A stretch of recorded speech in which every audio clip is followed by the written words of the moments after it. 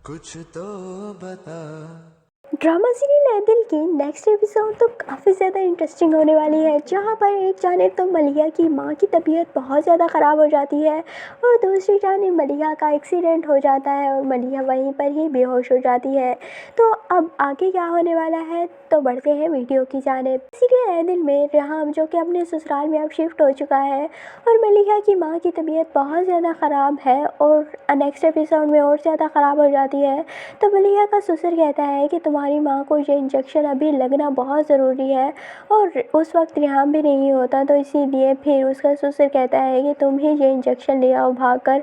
और जैसे ही मलिया वो इंजेक्शन लेकर वापस आ रही होती है तो डाकू आ जाते हैं और वो मलिया का पर्स छीन लेते हैं और वहीं पर मलिया गिरती है, जिस वजह से मलिया के सर पर भी चोट लग जाती है और दवाई भी नीचे गिर जाती है और वहीं पर मलिया बेहोश हो जाती है। दूसरी जानिब काफ़ी देर तक दूसरी जानिब मलिहा के घर वाले काफ़ी देर तक मलिहा का इंतज़ार करेंगे, लेकिन मलिहा तो वापसी का नाम ही नहीं लेगी और ना ही मलिहा का कोई फ़ोन मिल रहा होगा। तो वो रेहाम को फ़ोन करेंगे कि तुम्हारी बीवी को कब से ट्राई कर रहे हैं लेकिन उसका कोई अता पता नहीं है, तो तुम उसका कोई अता पता करो। और इसीलिए रेहाम फिर जाएगा और देखेगा कि मलिहा कहाँ पर है और फिर वो रोड पर बेहोश पड़ी होगी और तो रेहाम उसे हॉस्पिटल लेकर जाएगा। दूसरी जानिब मलिहा की माँ भी हो सकता है कि हॉस्पिटलाइज हो जाए।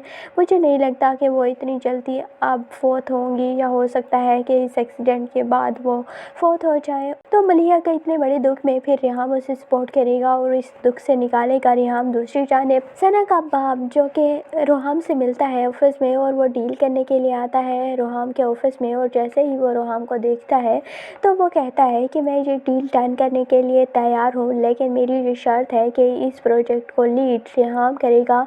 तो फिर रेहाम कहता है कि मैं सॉरी लेकिन इस प्रोजेक्ट को लीड नहीं कर सकता। और फिर जब वो घर आकर मलिहा को बताता है कि मेरा पुराना दुश्मन है और वो मेरे साथ काम करना चाहता है, तो मलिहा कहती है कि ज़रूरी नहीं है कि पुराना दुश्मन अभी भी दुश्मनी पर ही उतरा हो सकता है कि वो वाकई आपके साथ काम करना चाहते हों। लेकिन रेहाम कहेगा कि मैं उन्हें अच्छी तरह से जानता हूँ, वो ऐसा कुछ नहीं कर रहे, वो जानबूझकर मेरे साथ मुझे टीज़ करने के लिए, और मैं उनके साथ कभी भी ये प्रोजेक्ट नहीं करूँगा। दूसरी जानिब कबीर और सना की तो कोई ख़बर ही नहीं और कबीर सना से कहता है कि मुझे तुम्हारी माँ से भी तुम्हारा बात करना पसंद नहीं है, क्योंकि मैं चाहता हूँ कि तुम बस सिर्फ मुझसे ही बात करो, इसके अलावा तुम किसी से भी बात नहीं कर सकती। और कबीर का रवैया दिन ब दिन बहुत ज़्यादा ख़राब होता जाएगा, वो सना पर हाथ भी उठाएगा, सना को मारेगा पीटेगा और फिर सना काफ़ी ज़्यादा टॉर्चर तो बर्दाश्त करेगी, क्योंकि वो अपने वालिदैन से भी नाराज़ है कि उन्होंने यहाँ पर उसकी शादी क्यों की थी, लेकिन वो अपने घर भी नहीं जाएगी। और जब वो बेहोश होगी तो फिर